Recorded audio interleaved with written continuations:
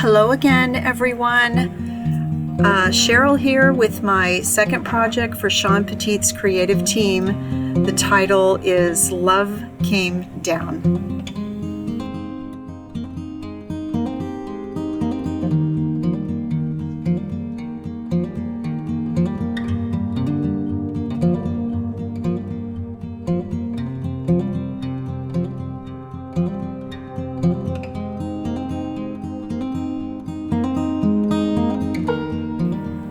I seriously have so much green craft paint, and I knew kind of the colors I wanted to go for, so I really just grabbed everything, all my greens. I just started using the greens I created and made about 100 million little trees on paper, and I kind of had an idea of where I was going with it. So here you can see my book pages with all the little trees that I created. So I really didn't have a plan per se. I just thought, I had an idea in my mind of something I saw on a piece of art a while back that had a lot of trees on it. So I thought, let me just start and lay down some trees in a random pattern and see what happens next.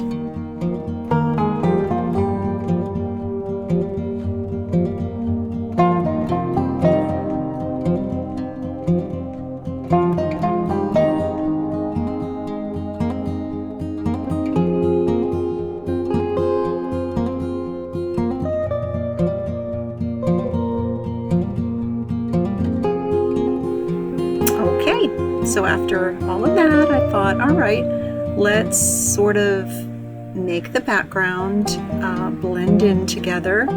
And then I thought, I'm going to go ahead and stencil some more trees on top of the ground. And then I made a separation between the sky and the ground and got some cloudless craft paint, and I think the other one was surf blue. Later on, I decided it was not dark enough, so here I'm taking some additional green in different colors and just filling in. I wanted it to look like a forest and lots of trees, and I'm starting to formulate some ideas on what I want to do with it.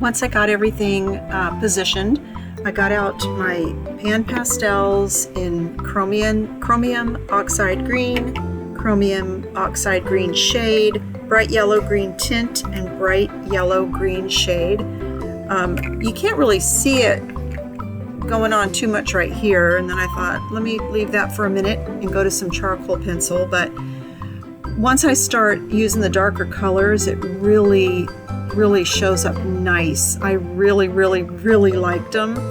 After I got done doing all this, I did spray it with a coat of fixative.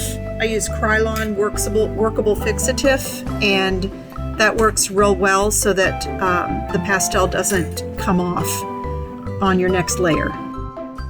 Well, for your viewing enjoyment, I just realized that my kitty cat, Sugar Love, just made a little appearance in that previous clip there. So here's what I have so far after using the pan pastel and all the colors that I mixed up in my little tower there. And then I thought, you know what, I need it to have a little bit more. So I went and got my millions of green watercolors, and you know, I love a watercolor. It just adds, and it's sort of transparent, but you can still add some nice shading. And I just, I was having so much fun with all this green that I just decided, what the heck, I'm going to go ahead and keep on keeping on. So that's what I did.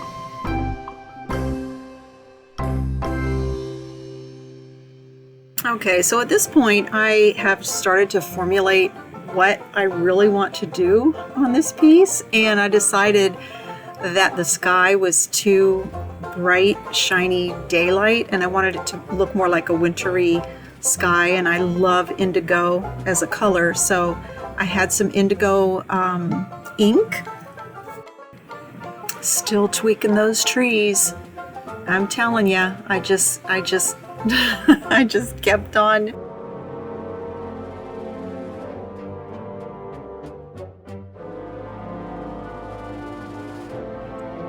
Okay, so this was my first idea, and I liked it as an idea, but after a while I didn't like it. So I decided to leave it in there because, I did think it was kind of cute, but in the end I ended up going with something else, a different idea. Just adding some details with the General's charcoal pencil. It always adds a nice little shading to everything. My new idea involved snow, so I mixed some modeling paste with some gesso so that I could put that on some of the branches.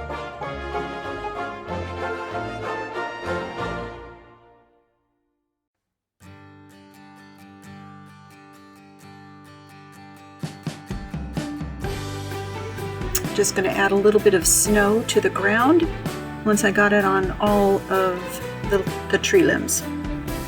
Another thing I love to use for shading is the Faber-Castell Pit pens.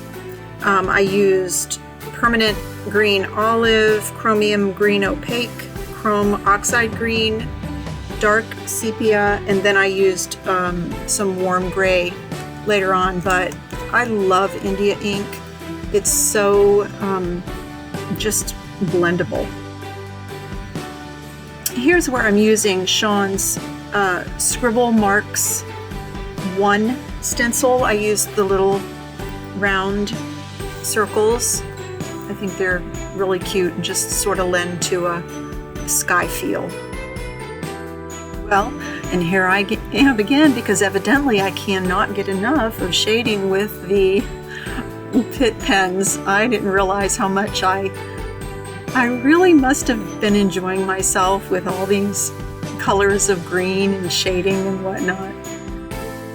I went ahead and left this part in just to show you what my original idea was.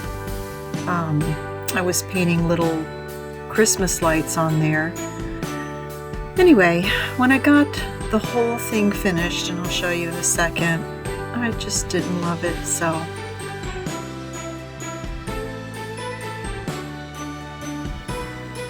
I decided to paint over the tree and go in a different direction. I just added some little white lights and some little gold lights and some snow, and I wanted to give it a different sentiment.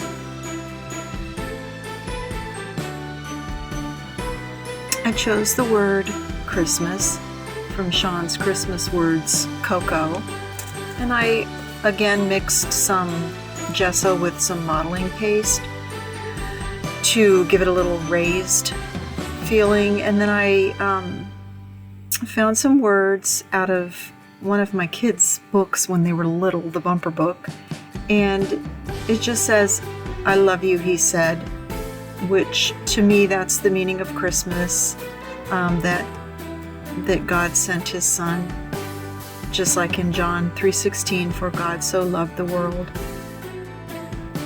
Thank you all for watching. Once again, I hope you enjoyed it, and I wish you all, each and every one, a very Merry Christmas.